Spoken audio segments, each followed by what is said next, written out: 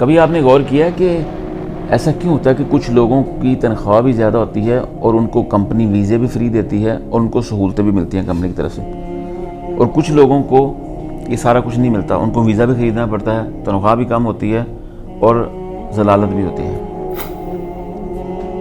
मैं आपको कॉन्सेप्ट समझाने की कोशिश करता हूँ। नॉर्मली होता है कि हर इंसान ने अपनी ज़िंदगी के अंदर तकरीबन बराबर कीमत अदा करनी होती है। कुछ लोग पहले पे कर देते हैं, कुछ लोग बाद में पे करते हैं। मिसाल के तौर पे जिन लोगों की तनख्वाहें ज़्यादा होती हैं, कंपनी हाथों पे लेती है, वीज़े फ्री मिलते हैं, कंपनी घर भी देती है, वो लोगों ने मेहनत की होती है, उन्होंने पहले पैसा इन्वेस्ट किया होता है। अब टाइम भी तो पैसा ही है आपका, या आप डिग्रियां लेते हैं, आप स्टडी करते हैं, स्किल सीखते हैं, उसके ऊपर आप पैसा लगाते हैं, मतलब अपनी जवानी, अपनी टीनेज कुर्बान करते हैं और उसके बाद फिर दुनिया आपको हाथों पे लेती है।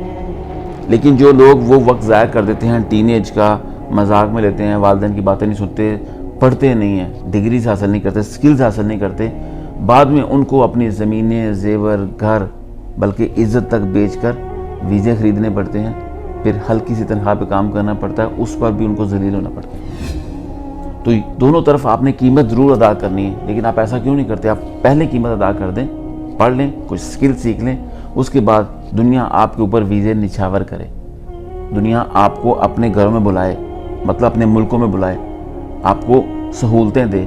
चॉइस आपकी है, या तो पहले अदा कर दें और बाद की ज़िंदगी सुकून से जिएं, या पहले सुकून में रह लें और बाद में सारी ज़िंदगी ज़लील होते रहें। चॉइस आपकी।